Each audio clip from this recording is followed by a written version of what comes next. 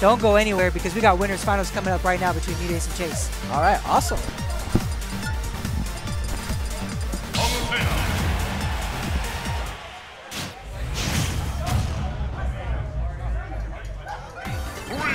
All right, let's go ahead and commentate this match. We have MuteAce versus Chase. Nice winners finals looking good. I'm actually gonna hop off. We're gonna have new commentators on.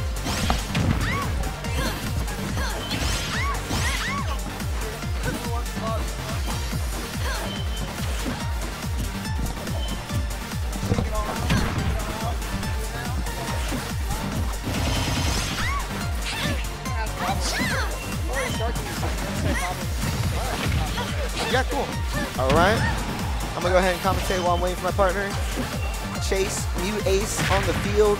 MuteAce having plenty of Palu experience, secondary in the character, and also has a showing versus, I want to say it was Zai at LTC, and beat Zai there. So has the understanding of how to play Peach in the matchup as well.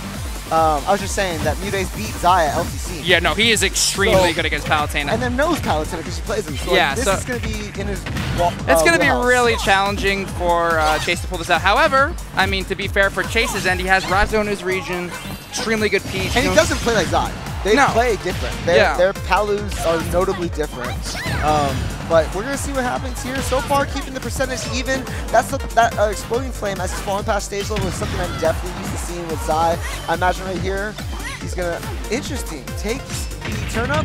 Yeah. The teleport's going to get exploited. Unfortunately, that Peach downer just kind of decimates teleports. It's such an active hitbox. It's very, very hard for Palutena to work around. The corner is going to be where she really struggles. I actually think she wins neutral because of her anti-airs and invincible hitboxes. Yeah. But when Peach corners you, dude, in those, like, she just outboxes you. So, like, when you're in those close quarter range or forced to be in those ranges, that's when it's really annoying for the Palu.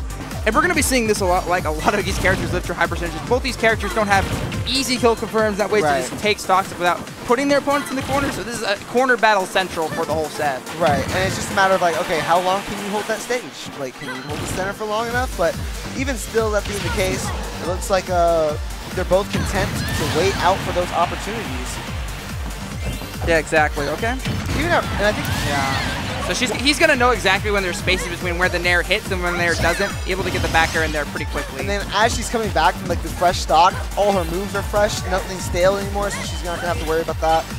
Yeah, exactly. That Peach drag down up air, especially on platforms, is really scary. It confirms it to a lot. But yeah, actually, dude, aiming for it. Yep. You literally wait for the text. So smart.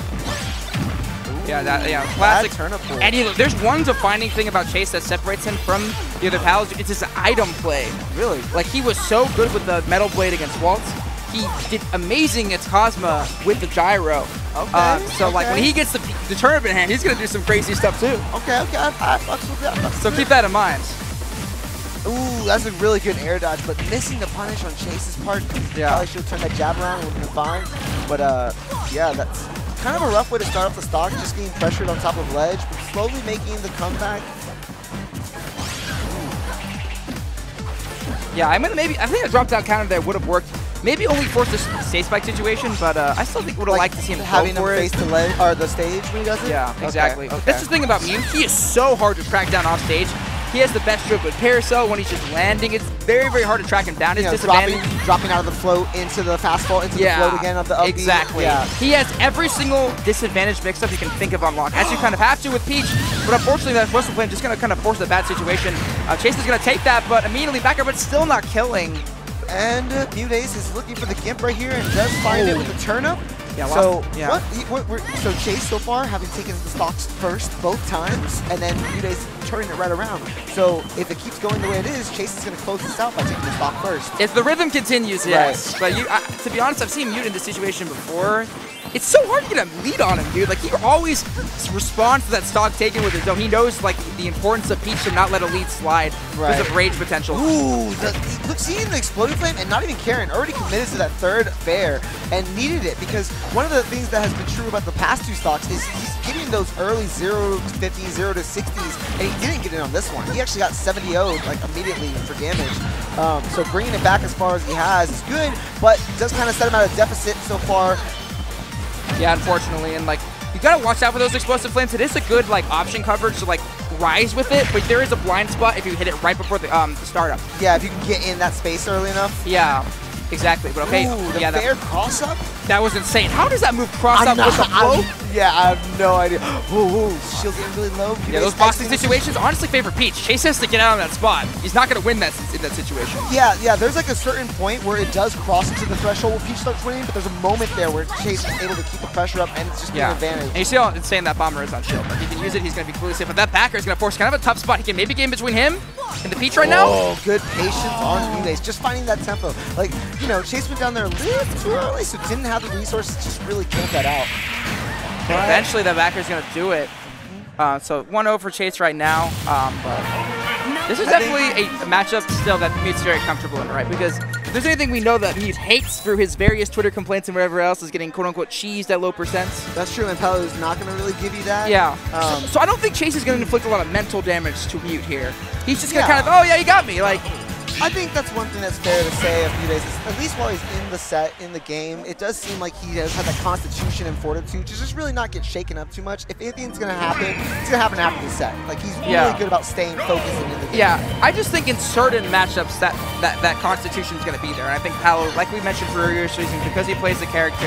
Well, you know, actually, now that I'm thinking about it, just based on his previous tweet of needing maybe a mental coach, maybe that's not as much true as I think it is. Yeah. You know, from a parent's sake, perhaps there is a point where he realizes that it's getting out of hand. And then maybe he's not able to adjust himself fully. I think it's something he's working on, but I just think against this particular player in this matchup, it's not going to be an issue. And as we can see, already starting out to an 100% lead, he is not going to be phased by losing to Palutena. And I think he actually lost the first game in the third stock when he took that 70 before touching Chase on his last stock. Yeah. And so this is how it really needs to be, is getting that early percentage, you know, the true combos, and then holding the advantage, staying long enough. But Chase, ooh, you know what's funny though? right now. That string only did like 29%. That's true. Normally we don't see Palu's strings only end with that much work with 29. But he got some weak first hits in there, which looked cool, but didn't amount to a lot of damage. Yeah, they touched him, but not really committed all the way through to the hitbox. But of course, I mean, once again, Peach has to get the opponent in the corner to kill, right? If not, you're not going to be able to kill with center stage. And now you give Palu this rage that backer's going to kill a little bit extra early, and he gets a drop down back there too. He had been kind of saving the mix-up, didn't really use it at all game one, and that's what good players do. You can't use all your best edge guarding mix-ups game one. You have to kind of sprinkle them as the set goes on. Agreed. You get down to that last game and everything's known to your opponent, there's no way to sneak out of stock. Yeah, exactly. So I love how Chase is already showing a lot of maturity, kind of saving those recovery or edge guard mix-ups for the later games. But yeah, finally going to do it across the stage. You know, 190 is when Peach will kill kind of regardless. Well, you know, even that seems like untrue a little bit to some degree, but you're right. Like at those percents, it's less of a worry, and you know, Mute's just been applying so much pressure.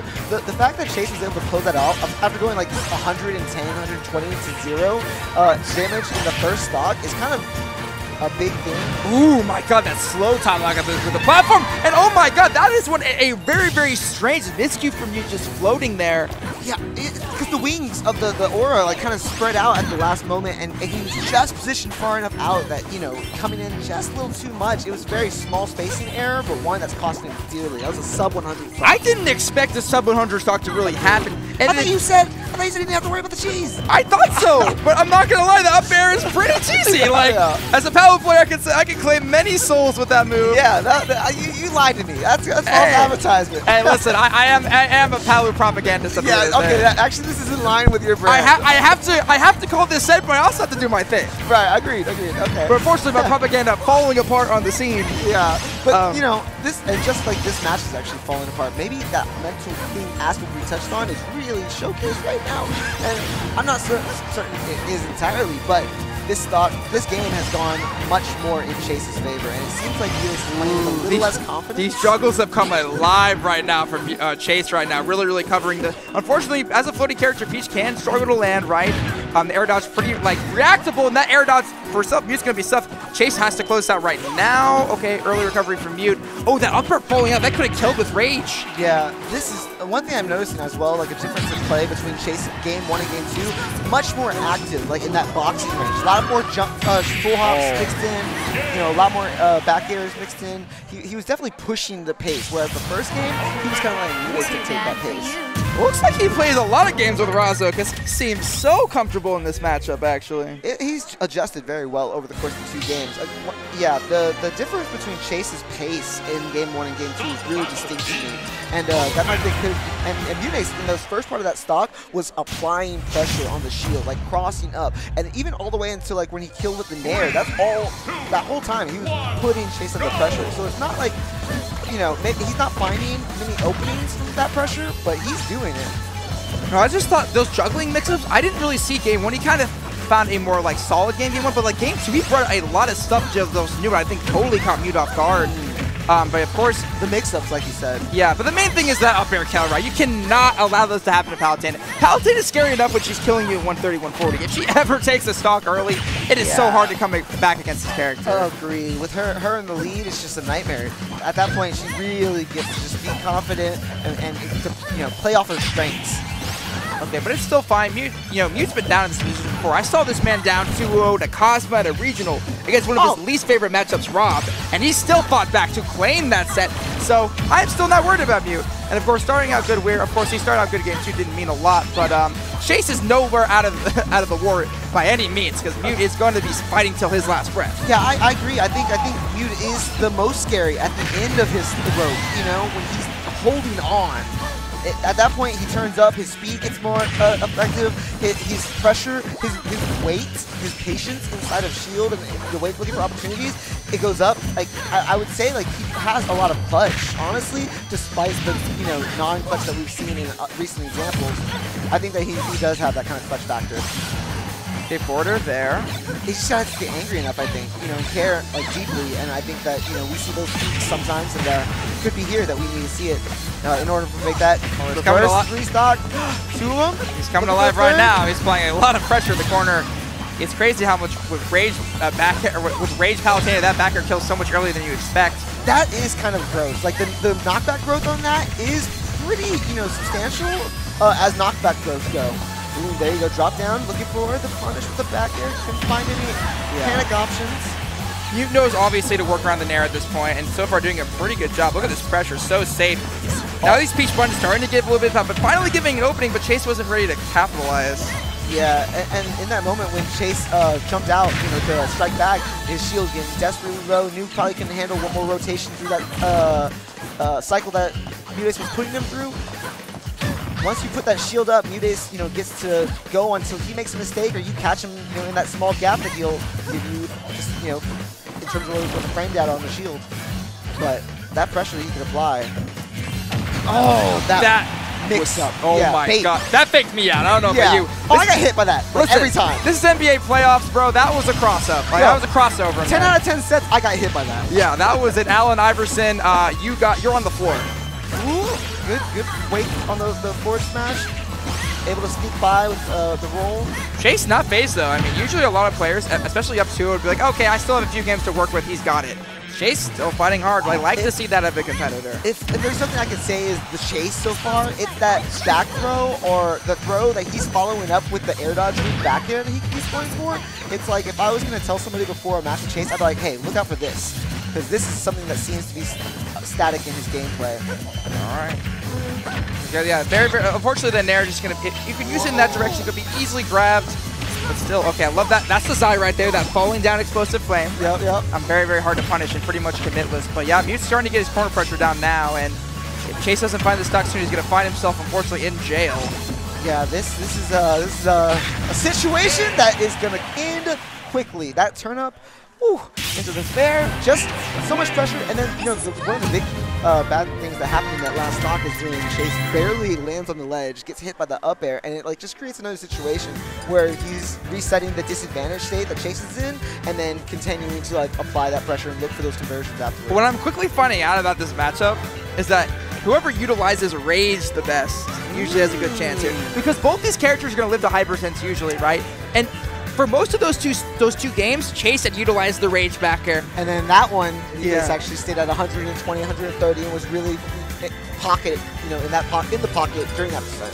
Exactly. So, you know what? That's actually right. It does seem like in this matchup really is about who gets that rage and holds it the longest, and that person that spends that time in that state longer is going to end up taking that game, and that's kind of how the set plays out. Yeah, because okay. Oh, I thought there was going to be a crazy counter. So an important part of it is actually taking that first stock. Yeah. The first stock leads to you having the rage when your opponent doesn't, and because they're mostly staying close to each other in percentages that first stock. Exactly. And that's why it's even more critical that Ooh, like I said, that item play from Chase, man. I would say you were saying that he was his calling card. My calling card for this guy is that item play. Like, yeah, he does some insane stuff. And the turnip is not the most versatile item. You can't do too much with it with Palu, but you can get those solid 2 to 3 hits, to extend your combos at least. See, this is a bad state. This is already indicative of Chase making the dub, getting the dub, because he started off with the early percent combo on the first stock. If MuteAce can bring it back to a tie, it goes back to anybody's game, which is so important. Falling down explosive flame, it is becoming very, very popular in this character's meta. And why is it's like so good? Of course it is, because it's literally a basically unpunishable option that if it works, yeah, I get free chip damage. If it doesn't, I actually think it reduces the possibility of you curving at the ledge and getting spit out. I think it does. For sure, and it just makes you think twice when she's descending, so you can't get like the early teleport punish. Yeah, this is so important. That Whoever almost stage gets this- spike. Oh my god! Oh! That was the worst look I have ever seen involving a bomb. And here, we're in that 30% range right now that MuteAce needs to continue this stock and just applying damage, pressuring, because this is where the game is won right now. That was unfortunate on so many levels. I can say, okay, and let me explain them all. So, first of all, bombs at this level are pretty much useless. If you draw one, most of the time you want to throw it away. Yeah. But he finally forced the on-stage recovery, and then he pulls it, and then to top it all off, getting a lead in this matchup is so hard. But luckily, Chase not getting two-phased, responding immediately. Agreed. And that was important. Chase played his part in the matchup, got some damage. Going here is MuteAce, but Chase still in it because it's not too far out of hand. Yeah, so far, I mean, only took like 30% off that corner situation. So that's good for player quality as MuteAce. Like, this guy will keep people in the corner. Wait, my god, the grind toss! What a conversion! Oh my god, I mean, just as I was saying, like, Chase was nice when I was like, bro, I'm the freaking Peach man. I can do that too! Yeah, just turn. God, a Gatling gun of assault. Gatling gun, bro. This is like, listen, this is like Halo 3. You get the turret at the top of the hit. You just pull that crap out. Followed by a homie coming over the top with a rocket launcher. All right. And hey, is Mute mad right now? Hey, you know what? I would say that he is determined, very determined. What? How are you getting odds? What? Getting odds? What are you talking about? He's not losing. He's up game. He's up a game. 5? All right, shake. All right then. Look, because you know what? Here's how I feel about this. I feel like MuteAce has this one in the bag at least, right? Game 5, and like you said with Cosmo, where he did the reverse 3-0, this is a very similar situation in my mind, where he's up against a tough opponent, back against the wall, but wants it badly enough. And then you see a different side of MuteAce, where he is just so fortress-like, unwilling to give up options, and just really posted up and laying siege to you. So I have utmost confidence, but no disrespect to Chase, it only takes that first stock to define really where this is going. And if he could just carry that momentum, which he's shown he's been able to with 0 to 70s in those first stock, then it's anybody's game. It's just super comical that there's a game where like these two competitors work so hard at it, they grind for thousands and thousands of hours. And what ends up deciding is a princess pulling a freaking bomb. Oh, it's just not Smash Brothers. It always has been that way. Yeah. Oh yeah. Tripping and brawl. Like that's what we're talking about with the bomb being pulled at that time. It was a check chase situation where he rolls on the stage and it's like, oh, I guess I'm just gonna throw this stuff. I'm like, oh my god. Okay. Well, I mean, Chase, we'll see how he responds from this. That is hard for any competitor to respond with. And Mute is on full, has full control right now. But as choosing to go back to PS2, this is a pretty as long as there's platforms, it's a neutral stage. And I would say if there's no platforms, Peach definitely has the advantage. Okay. But as long as some platforms exist, I would say like both players are fine with that. Catching the air dodge with the fair and not letting up, just unrelenting in the moment. Takes the straight hit, stays in the pocket with a shield, going to continue to apply pressure, and that's MuteAce. MuteAce is not giving up any stage behind him. No. He's only shortening the amount of stage that Chase has. Chase has to fight his way out, and right there, that Nair is not going to do it. That short hop up there to catch Palutena, there's only one Peach in the world I think would pull that one off. This guy just has so many tools. And the micro spacing, man, like you said, he knows that stage control is an important factor in this matchup, so he's doing everything to hold it right now. Woo! Yeah. What an air dodge. Chase, I really thought he was going to get that up air. He was perfect timing for the going up there. That was really good offense, better defense. Yeah, yeah, that's the good case of that. At the end of the day. But, you know, and one thing I think about Chase is that he's having to find a little bit of a disadvantage when he's at a deficit is he kind of has to position himself to land those back airs with jumps and, like, other, like, movements. But if MuteAce isn't approaching and is dominating his own space with preemptive hitboxes, like, or the threat of it at least, it makes it hard for Chase to pick his moments and feel like he has a good advantage built before he commits to an option. It's a fair there. Nice CI from MuteAce, really, really holding his ground. This is what he's known for, right? Being that stone wall, that impenetrable portions that we know him as. But he's dealing with Rage Palutena right now. One Emperor is definitely going to do it. One back air might do it. Was he prepared for the follow-up, or was it not true at that point? I just think he wasn't ready. Well, I would need to rewatch that. You can DI away from it. It did look like he DI'd, and I think maybe but Chase looked like he also had buffered the down tilt, the second one. But unfortunate if he was able to get it. But that's like, though, going to catch the teleport and of course, when you're under pressure with Palutena, that's going to be your #1 defensive option, right? And Mute claiming right now, and this is where the mass is going to be decided. If you can make this snowball, it's pretty much no chance of coming back. But of course, he's going to get that beautiful parry. You can't really go through the invincible back air, but you can parry the invincible back air. And now MuteAce just not willing to let him off that ledge. Chase is going to have to try and find a way to get off and maybe even put himself at a bit of a risk. And gave up the stage control in that moment to cross over MuteAce. And now stuck.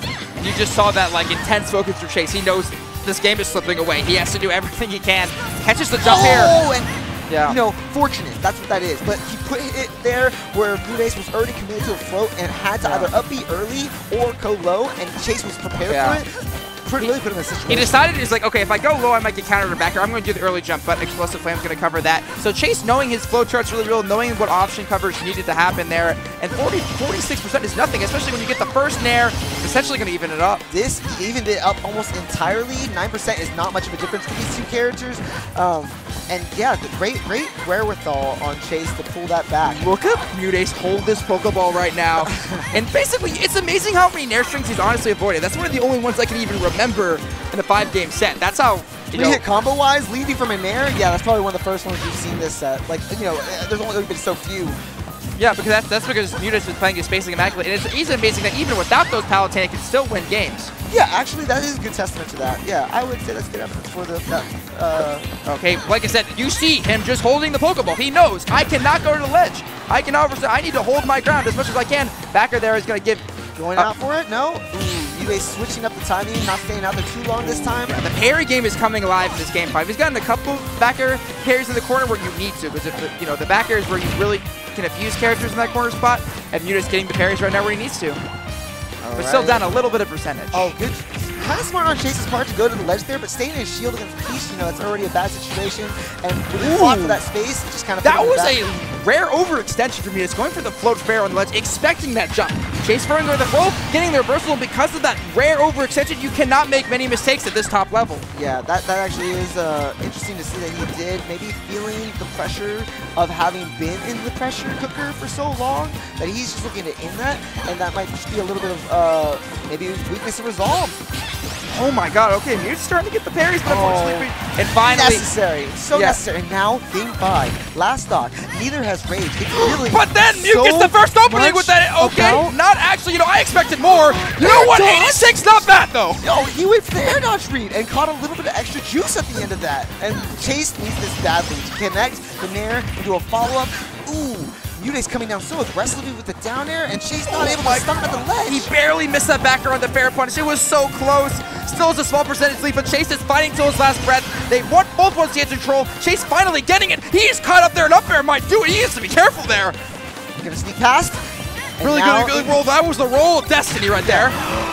Turn up in fair has killed before. It's not gonna do that this time. MuteAce is throwing out some options here, and Chase is just fighting to get his way down. He does so with a nair. The drag down up air in the back air was outstanding from Mute. He wants to close this out now. What's the option? Jumps away. Oh my god, he's trying. Okay, that's nice and supposed to him to cover himself. You can't really do anything about that. Chase is right. He's got to live at the ledge. He can't force his way in. And the side gets some stage control. Okay. Okay, wants to drag down Nair to up tilt. Oh my gosh. Chase is looking for that reverse hit of that Nair, and he's trying to position himself with the backer, but if he can catch the Nair, then so be it. The movement from MuteAce is so intimidating. He absolutely scared him. God, that was commitment at the very end. Just such a threat. Just the movement, just the slide around. Bro, that was insane. Like, he literally, like, he did a lot of antics there, and Chase just air dodged out of literal fear, man. To have that, like, composure and movement at the end of a situation like that, that is a top-level competitor.